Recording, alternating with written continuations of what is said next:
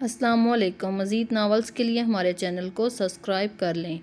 حمزہ نے جھک کر آئزل کی آنکھوں کو نرمی سے چھوا تھا۔ آئزل جلدی ہی اپنی حالت پر قابو پاتے حمزہ کی آنکھوں میں آنکھیں ڈالتے بہادری سے بولی، زیادہ پھیلنے کی ضرورت نہیں، فی الحال جو بات ہو رہی ہے اسی پر کنسنٹریٹ کریں اور جلدی جائیے، میں آپ کا اپنا اور پریانہ کا سامان تیار رکھوں گی، کیونکہ بی جان بتا رہی تھی کہ وہ سندس، افرا، احمر ساتھ تو مہندی یا بارات پر ہی ٹائم کے ٹائم ہی آ سکیں گے۔ آئزل پیچھے ہٹی تھی۔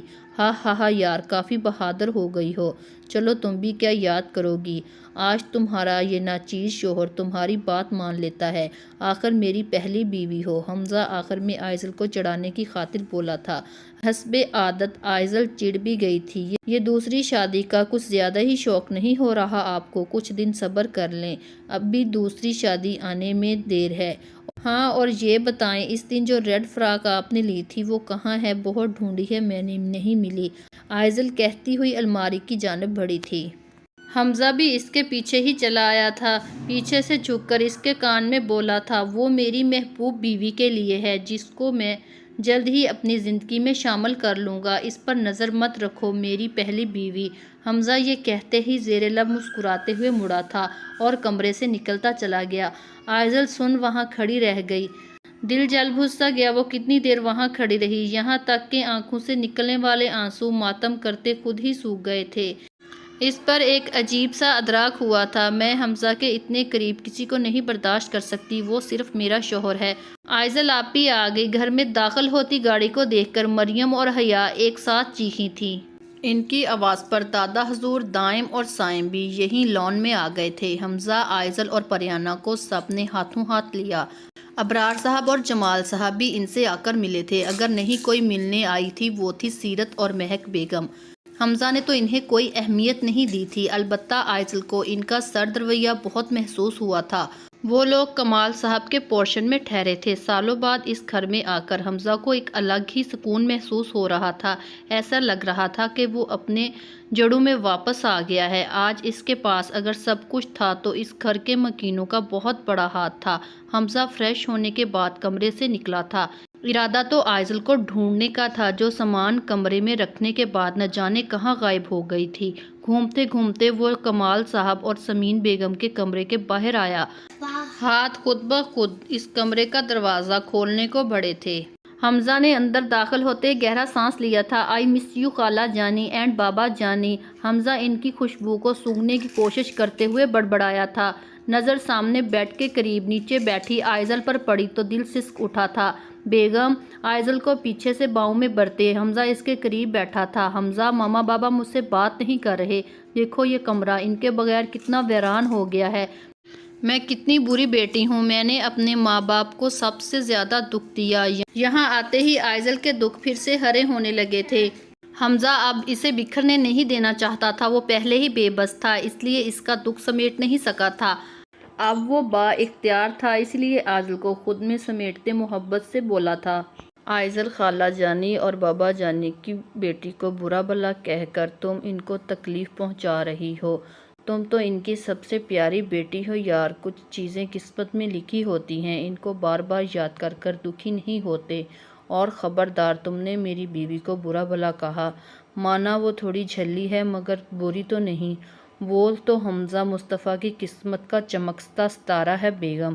حمزہ نے آئزل کے ماتھے پر لب رکھے تھے، حمزہ کا کہا گیا ایک ایک لفظ آئزل کی روح پر ٹھنڈی برسات کی مانند برس رہا تھا۔ چلو اٹھو اور جلدی سے تیار ہو جاؤ، پہلے ہم قبرستان چلیں گے، خالہ جانی کو سلام کر کے آئیں گے، پھر شام میں مایوں کی رسم کے لیے بھی تمہیں تیار ہونا ہے۔ حمزہ کی بات پر آئزل سر ہلاتی اٹھی تھی۔ بہت پیاری لگ رہی ہو رومان۔ رسم کرنے کے لیے آئزل رومان کے ساتھ جبکہ پریانہ کو پکڑے حمزہ سائم کے ساتھ بیٹھ گیا تھا۔ شکریہ، تم بھی بہت پیاری لگ رہی ہو، ویسے مجھے تم سے شکوہ ہے، جب سے آئی ہو مجھ سے ملنے نہیں آئی، رومان نے آئزل کے گلے لگتے ہوئے شکوہ کیا تھا، جو پیلے رنگ کی فراک پہنے بالوں کو کھلا چھوڑے ہلکے پھلکے میک اپ میں خود بھی بہت پیاری لگ رہی تھی۔ सफ़ेद शलवार कमीज़ में हमज़ा भी खूबरू लग रहा था। सॉरी यार, आते ही कब्रिस्तान चली गई और फिर तैयारियों में वक्त ही नहीं मिला। वैसे तुम्हें शिकवा तो अपने भाई से करना चाहिए था। कितना कहा था मैंने हमज़ा को मुझे शादी से 1 हफ्ता पहले जाने दें, लेकिन नहीं, ये मान नहीं रहे थे। आइज़ल ने सारा मलबा हमज़ा पर फेंक दिया था। बेगम समझा करो यार, बड़ी मुश्किलों से मिली हो। अब मैं मज़ीद तुमसे दूर नहीं रह सकता। मज़लूम सी शक्ल बनाते हमज़ा के यूं खुल्लम खुल्ला इजहार पर सबने होल्डिंग की थी। आइज़ल के गाल तप उठे थे। हा हा लाले, तेरी ये मस्कीन सी सूरत देखकर लगता है मेरी बहन ने नाकू चने चबवाए हुए हैं। हमज़ा को देखते साइम ने चोट की थी। फिक्र न कर, बहुत जल्द रुमान भी तेरा यही हाल करने वाली है। हमज़ा ने अब इस पर चोट की थी। हाँ, वो तो वक्त ही बताएगा। साइम ने शरारत भरी नज़रों से चेहरा झुकाए बैठी रुमान को देखा था। रुमान के दिल की धड़कन बढ़ी थी। अपनी इस दिन वाली हरकत याद आई थी जब इसने साइम को काटा था। एक डर सा फिर जाग गया था, न जाने साइम इसके साथ क्या करेगा। बस भी करें, आप दोनों तो शुरू ही हो गए। कुछ महफल का ही ख्याल कर ले, सबके सामने ठड़क मार रहे हैं। आइज़ल ने दोनों को लताड़ा था।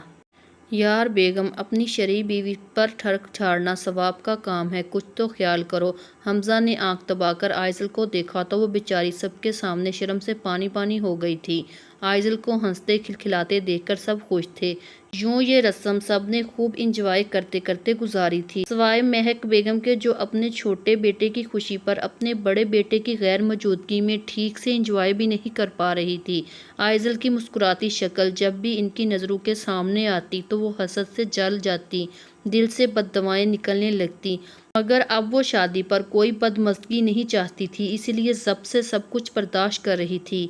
हुई आपकी बात भी जान से, कब तक आ रहे हैं वो लोग? आइज़ल ने मोबाइल थामे सोफे पे बैठे हमज़ा से पूछा था। हाँ, अभी साथ से बात हो रही थी। वो कह रहा था बीजान, सुंदस, अफरा और अहमद आज शाम तक पहुंच जाएंगे, साथ बारात वाले दिन आएगा। हमज़ा ने मोबाइल पर आई ईमेल चेक करते हुए कहा। और बाकी सब मतलब आगा जान और इनकी फैमिली, रहीला मम्मा, क्या वो लोग नहीं आ रहे? आइज़ल ने बाकियों के मुतल्लिक दरियाफ्त किया था।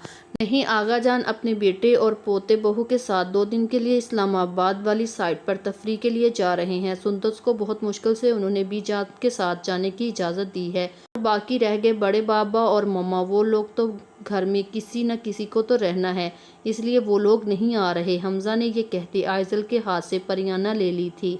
मेरी बेटी यहाँ आते ही बाबा को भूल गई है, मामा की तरह बहुत बेवफा निकली हो भई। हमज़ा परियाना को गुदगुदाते मुस्नुई आह भरते हुए बोला था। तिरछी नज़रें आइज़ल पर थी, जो छोटी आंखें किए इसे घूर रही थी। बस बस, ज़्यादा शिकवे मत करें। 2 दिन के लिए तो आप यहाँ लाए हैं। अब क्या मैं सबके साथ वक्त गुजारने की बजाय यहाँ आपके पास बैठी रहूँ? हद है भाई, फिर लाना ही नहीं था। क्यों परियाना, मामा ठीक कह रही है ना मेरा बच्चा? आइज़ल ने एक अदा से कहते अपनी बेटी के प्यारे प्यारे नरम गालों पर प्यार किया था। हाय जालिम, आप क्या जाने, ये कमबख्त दिल तो यही चाहता है आप यूं ही सामने बैठी रहें। आइज़ल की कमर में हाथ डालते हमज़ा ने आइज़ल को करीब करते हुए बड़बड़ाया था।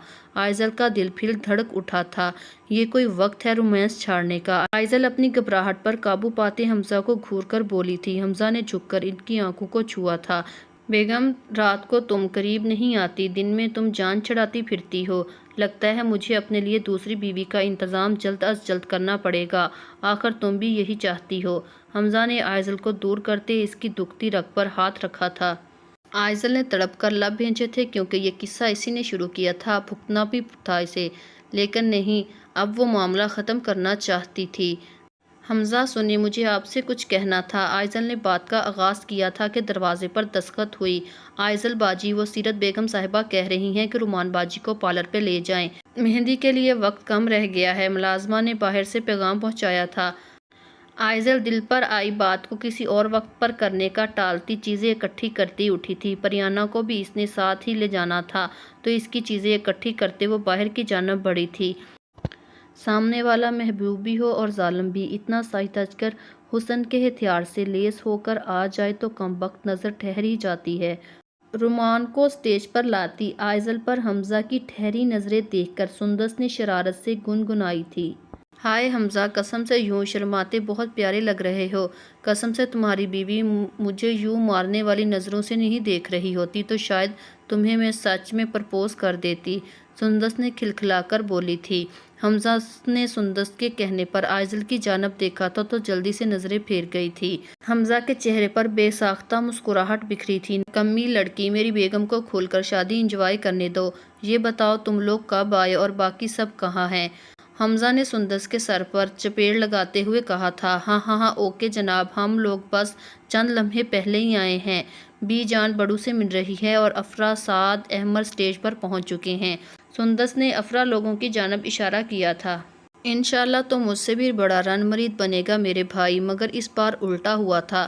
حمزہ کے پلٹ کر دیے گئے جواب پر سب کے کہکے بلند ہوئے تھے۔ سب سے بلند کہکا افرا کا تھا۔ احمد جل اٹھا تھا۔ تاروں سے بھری اس حسین شام میں رونق گیت گاتے اور خوشیوں کے بیچ رومان سائم فاروقی کے ساتھ رخصت ہو گئی تھی۔ بظاہر دیکھنے میں تو ایک کمرے کا فرق آیا تھا، مگر یہ ایک فرق بہت کچھ بدل گیا تھا۔ سجے سجائے اس کمرے میں بیڈ پر بیٹھی رومان، جو سرخ رنگ کے برائڈل ڈریس میں بہت خوبصورت لگ رہی تھی، کے ہاتھوں پر نروس سے پسینہ آ گیا تھا۔ آنے والے لمحات کے متعلق وہ سوچنا نہیں چاہتی تھی، پھر بھی خدشے لمحہ بلمحہ دماغ میں آتے ہی جا رہے تھے۔ پچھلے کچھ سال سے جو سائم کا اس کے ساتھ رویہ سخت تھا، پھر اچانک سے پچھلے چند دنوں میں آیا بدلاؤ، یہ سب کچھ رومان کے ذہن میں گڈ ہو رہا تھا۔ وہ سمجھ نہیں پا رہی تھی اسے خوش ہونا چاہیے تھا یا پھر ڈرنا چاہیے تھا۔ انہی سوچوں میں گم تھی کہ اسے باہر سے لڑکیوں کی آوازیں آئی تھیں، جو شاید سائم کو گھیرے کھڑی تھیں۔ سائم بھائی، کمرے میں جانے کے پیسے لگیں گے، اس لیے جلدی سے میری ہتھیلی گرم کر دے، ورنہ ساری رات یہیں کھڑے رہیں گے گا، عائزل نے سائم کے سامنے ہاتھ پھیلاتے ہوئے کہا تھا۔ عائزل، ابھی اسٹیج پر تم نے مریم کے ساتھ مل کر مجھے لوٹا ہے، اب حیا کے ساتھ مل کر مجھ غریب کو کنگلا کرنے کا ارادہ ہے کیا؟ بہنیں تو بھائیوں کا خیال کرتے ہیں، میری لاڈلی بہنوں پلیز مجھے جانے دو، سائم نے معصومیت سے کہا تھا۔ نہیں سائم بھائی، آج کے دن ہم بہنیں بالکل خیال نہیں کریں گی، بھائیوں کی شادی روز روز تھوڑی ہوتی ہے، اتنی مشکل سے تو یہ موقع ملتا ہے۔ حیا عائزل کو نرم پڑتا دیکھ کر میدان میں اتر آئی تھی۔ چھوٹی لڑکی، تمہاری زبان بہت چلتی ہے، میں تو تمہیں معصوم سمجھتا تھا۔ حمزہ کے ساتھ سائم کی مدد کو آتے احمد نے حیرت سے کہا تھا۔ مانا کہانی میں میرا زیادہ تر خاموش کردار تھا، لیکن بھئی میری بھی کوئی فیلنگ ہے، میں بھی بول سکتی ہوں، لیکن آپ مجھ پر دھیان دینے کی بجائے اپنی چڑیل پر دھیان دیں، اور سائم بھائی آپ جلدی سے پیسے نکالیں۔ حیا کی بات پر سب کھلکھلائے تھے۔ سائم نے ہار مانتے رقم پوچھی تھی، 1.5 لاکھ۔ عائزل اور حیا ایک ساتھ بولی تھی۔ توبہ میری بہنوں، تم لوگوں کا بھائی اتنا کوئی رئیس زادہ نہیں، کچھ تو رحم کرو۔ سائم صدمے سے بولا تھا۔ نہیں، ایک پیسہ کم نہیں، نہ ہی ایک پیسہ زیادہ ہمیں چاہیے، عائزل نے احتجاج کیا تھا۔ حمزہ لالے، تو اپنی بیگم کو قابو کر یار، پھر حیا کو ٹرکانا میرے لیے آسان ہو جائے گا۔ سائم حمزہ کے قریب ہوتے پھسپھسایا تھا۔ سائم کی حالت پر سب نے ہونٹ دباتے مسکراہٹ کو روکا تھا۔ یہ کیا پٹیاں پڑھا رہے ہیں آپ میرے میاں کو؟ عائزل سائم کو گھورتے ہوئے بولی تھی۔ بیگم جان، یہ کچھ نہیں کہہ رہا، ادھر آؤ تم میرے پاس، جتنے پیسے چاہیے میں اپنی جان کو دوں گا۔ سائم پر ترس کھاتے حمزہ نے عائزل کو دروازے سے ہٹاتے اپنے قریب کیا تھا۔ حمزہ کے رومانٹک انداز پر سب نے ہولڈنگ کی تھی۔ موقع کا فائدہ اٹھاتے سائم تیزی سے دروازے کے اندر داخل ہوا تھا۔ سائم بھائی، یہ غلط ہے، حیا اور عائزل پھر سے ایک ساتھ چیخی تھی۔